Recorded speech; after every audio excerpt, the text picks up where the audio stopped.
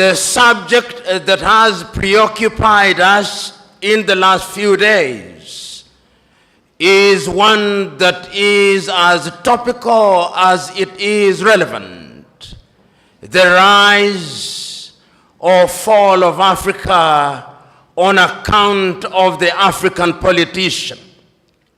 And in order to do justice to that subject and to remain faithful to my chosen subject, which is a call for hygiene in African politics, there is a sense in which one must take a historical journey, if only to appreciate the factors that animated Africans to seek to regain their independence from the colonial masters. Historians will remind us that we were first enslaved, that Africans were taken, and this we seldom say. The first civilization to take Africans out of this continent were the Arabs. And they took Africans from the eastern coast. And it is sad that in that part of the world, there are not many Africans who remained, because it was in the business of the Arab enslaver to castrate Africans. We never say that, but we must say it because it is historically significant. Then the Europeans came, the Portuguese came, the Spaniards came, the Germans came, the French came, the Belgians came. Africa became the hunting ground for the European colonizers, and we were the spot. We built, our ancestors built the United States of America. Our ancestors built Europe. And when slavery had lost its shine and sheen, the Europeans abolished it. But they replaced it with yet another pernicious enterprise, the colonization of Africa. The Europeans sat in Berlin, in Germany, in 1884, and they looked at the map of Africa and parceled it out. The British had their share. The Germans had their share, and Tanzania or Tanganyika was their share, as was Rwanda and Burundi. The Spaniards were Johnny-come-latelys in the arena, and they got little Equatorial Guinea and Southwest Africa. The French were here, the Portuguese were here, and we were colonized. This time round, they did not take us away. They came here, and they controlled us, and they told us, not in so many words, that we were children of a lesser God. And we were treated as if we were children of a lesser God. In fact, they told us that on the day of creation, we were merely hewers of wood and drawers of water. And if anybody were to doubt it, in 1948, it was more blatant when Hendrik Verwoerd instituted the apartheid regime in South Africa. But yet there is a sense in which the God that we worship never sleeps. The colonial enterprise ran its course. And the European tribes, the Europeans never called themselves tribes, they called them nations, were engaged in a war. First in 1918, the European tribes fought. And they had something called the League of Nations, which died. Then they fought again in 1945. And what is unique about the European nations is that when they are engaged in tribal wars, they call them world wars. So there was another war between 1945, 1939 and 1945. And after that, a new kid on the block, the United States of America, took the lead in saying that colonialism was something that was undesirable. But at that time, Africans were never quiet. Those who had been taken out had already started agitating. Many of us here will remember Marcus Garvey, of whom Bob Marley says, Garvey was a buffalo soldier in the heart of America. And many of us will remember W.E.B. Du Bois. Many of us will remember that they started agitating that Africans must regain their dignity and their independence. And indeed, in 1847, in Liberia, a small group of Africans were brought back in Monrovia, and Liberia became the first independent black nation in the continent of Africa. So soon thereafter, in Sierra Leone, they also created yet another colony. But Africa was colonized, except Ethiopia, which they tried to take in 1938 and exiled Professor Dr. Haile Selassie. And unfortunately, they were defeated, as you remember, in the Battle of Adwa. Africa can defeat European tribes. This history is necessary that we are able to appreciate the freedom that we gained. So that Garvey came, W.E.B. Du Bois came, but there was another crop after the 1940s who had had the advantage of European education. And there were people in Europe also who are beginning to recognize that indeed equality was necessary. And this was not anything new. In 1776 in the United States of America, the American state sitting in Philadelphia in the United States of America declared unto themselves that all men are born equal, that they are endowed by their Creator with certain unalienable rights, that among those are life, liberty, and the pursuit of happiness.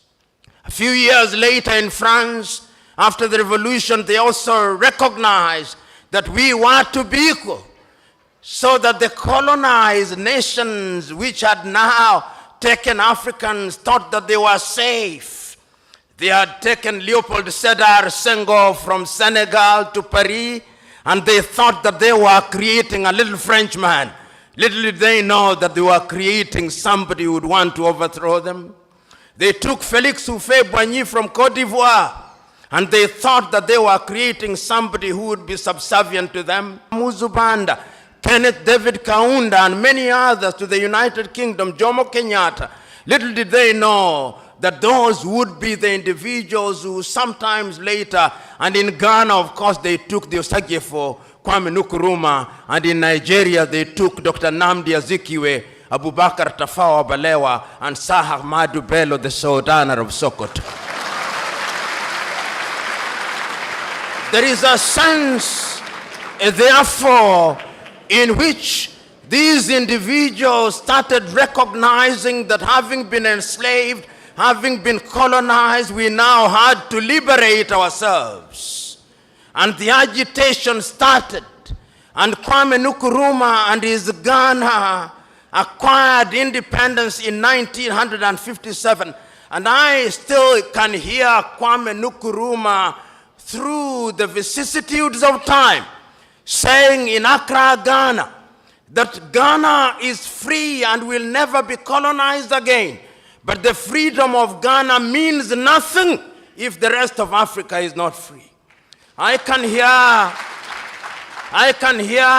Mwalimu Julius Kambarage Nyerere saying that he is prepared to delay the independence of Tanganyika so that Tanganyika, Kenya, Uganda would become independent at one time. Mwalimu could see the future with the exactitude of a Jewish prophet. Jomo Kenyatta and Obote could not. And therefore, we gained independence as separate states, and the story will be told shortly. So what do we see? The agitation, the demand by the people that we must be decolonized. And why is it that we were asking that we must be decolonized? Why is it that we were demanding that we must regain our independence? Because throughout the ages, it was always the divine plan that men must be masters of their destiny. And when we gained our independence, the leaders of the day were eloquent as they were clear that the reason why we were asking to be independent is because we wanted to take charge of our affairs. We wanted to be the governors. We wanted to have our young men and women acquire education. We wanted to control the production of our food through agriculture. We wanted to build our infrastructure. We wanted to improve the quality of the lives of our people by improving their health. We wanted to eliminate poverty. We were clear on what we wanted, and this message was as clear in West Africa as it was clear in East Africa, as it was clear in Central Africa, as it was clear in Northern Africa, so that if you listen to Kwame Nkrumah, it's as if you'd listen to Agostino Neto, and if you listen to Neto, it's as if you'd listen to Samora Moses Machel, and if you listen to Ahmed Ben Bella in the Maghreb, it's as if you'd listen to Patrice Emery Lumumba. There is a sense in which there was unanimity that this was the only way, and we attained independence. And I remember so very vividly, in 1957, in Casablanca, Morocco, was it in 1960, when the then 8 independent African countries met on the Osagie for Kwame Nkrumah, was clear that we must ensure that everybody else regains their independence, and that we must remember that the colonial master is not asleep, and that if we don't unite, he'll come under other guises through the neo-colonial project, but they listened to Kwame Nkrumah not. And even before they assembled in 1963, in the month of May in Addis Ababa, Ethiopia, no sooner had countries started attaining independence than the neo-colonial project started taking root. And in 1960, the first coup d'etat and assassination took place in Togo when Sylvanus Olympio was eliminated. 1 year later, Patrice Emery Lumumba was eliminated. So that in 1963, in the month of May, when 32 heads of states and government assembled in Addis Ababa, Ethiopia, there were several speeches, but 3 speeches stand out. Kwame Nkrumah's speech, Mwalimu Kambarage Nyerere's speech, and Emperor Haile Selassie's speech. Haile Selassie was the host, and his own inimitable style, he reminded the congregation who are present in Africa Hall in Addis Ababa, Ethiopia, that was a momentous occasion, and that the long-term health of Africa not only required but demanded that Africa must pull in the same direction, Haile Selassie said. And Mwalimu took the baton from Haile Selassie and repeated the same words, celebrating the fact that we were independent and we had the opportunity of determining our affairs. But the greatest of the speeches was that of the Osagie for Kwame Nkrumah. Kwame Nkrumah had a sense of urgency which everybody else did not have. He said, not in so many words, but in effect, that if we want to immunize ourselves from the diabolical machinations of the erstwhile colonial master, now turned neo-colonizer, We have to move here as one Africa, with the United States of Africa, with one army, with one currency, with one central bank, and with one nation. But they listened to him not. They had started getting used to the trappings of power. So what they came out with on that day in the month of May 1963 was a weak organization of African unity, the OAU, which many commentators were quick to describe in many ways and many times as the toothless bulldog. It was never a dog. It did not have teeth, but the effect of it is that it did not do very much. Some say it was a talking shop. Mzee Warioba, who was then active in political life and in other sectors, will attest to that. Yet later, we were to create another body, the African Union, and we'll have something to say about that. So we come out of Addis Ababa, Ethiopia in 1963, clear as to what we want to do. The African politician begins to emerge.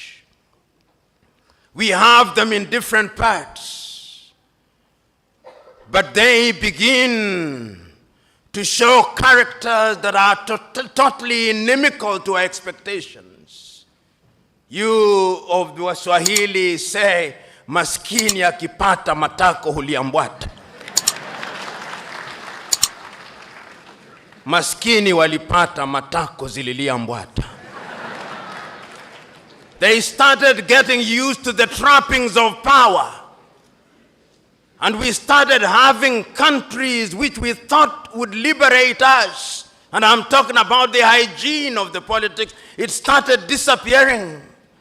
Many of these individuals now thought that they were demigods, suffering from what I call the Messiah complex, thinking that they had been brought to Africa to liberate her, and that they suffered from two major diseases. One of them is the martyr syndrome, and the other one is the Messiah complex. They think that their countries owed them. Africa started producing leaders that one cannot recognize. How many of you will forget Jean Bedel Bokassa of Central African Republic, that man who murdered little children in the streets because they did not buy a uniform from his wife? That's Jean Bedel Bokassa. How many of you will forget Mobutu Sese Seko Kukumbendu wa Nzambanga, who changed his country's name and presided over a kleptocratic regime? The Democratic Republic of Congo is the richest resource country on earth. Conservatively, it is said that under her belly, she has minerals which is equivalent to 34.1 trillion United States dollars. And yet today, it is one of the poorest nations on earth. It is the only nation on earth which on the day of the election has its president saying, we know we ought to have elections, but we have no money to hold elections. When you see a country which has as its official name the Democratic Republic of Congo, know that there is no democracy. In fact, I dare say that any country, two countries that I know insisting on having as a part of their official name the Democratic Republic of something are never democratic. The other one is Korea, the People's Democratic Republic of Korea. It's as if when you can't graduate to be a doctor, you go to the church and you ask to be baptized as Dr. Mwadime. But that is not the point. The point is that who can forget Mobutu Sese Seko? Who can forget Idi Amin of Uganda? Who can forget Mengistu Haile Mariam of Ethiopia? And one can go on because hygiene had started disappearing from African politics. Our agriculture was beginning to suffer. European musicians who had a little sense of guilt came to perform in Africa, Bob Geldof, to free the Ethiopians out of hunger. There was no hygiene in our politics. We could not run our education systems. Our young men and women were going to India because the budgets meant for education were consumed by individuals whom we had entrusted with the task of presiding over it. Our health sectors were beginning to collapse. And as I've said before, the political leadership did not have any faith in those institutions. Typically, the typical African politician, perhaps not in Tanzania today, if they were sick, they had a cold, they would not go to Muhimbili, they would go to London. If they were Kenyan, they would not go to Kenyatta Hospital, they would run to the United Kingdom. Tragedy, no hygiene in our politics because Africans had started engaging in theft. In fact, I used to say that African politicians were thieves. Then I went to Uganda and I was told that they are not thieves, they are looters. And when I went to Liberia last week, I was told they are not looters. I was told they are looters on an industrial scale.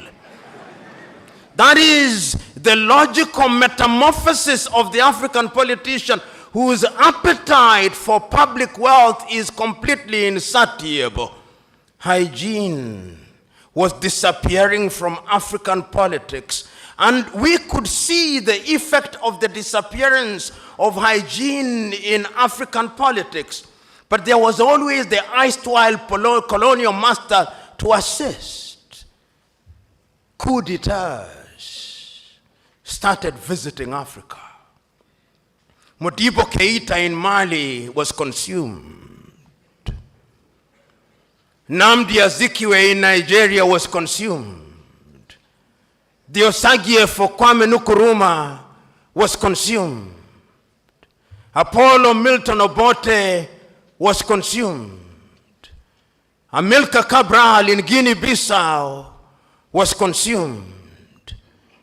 Patrice Emery Lumumba was consumed. Coups were so frequent in Africa that Afro-pessimists were now hard to say that coups were as frequent as breakfast. But even breakfast was not frequent on African tables. We could not feed ourselves because there was no hygiene in African politics. Your typical African politicians took the view that they had a divine mission to preside over their countries. They arrogated to themselves the monopoly of wisdom.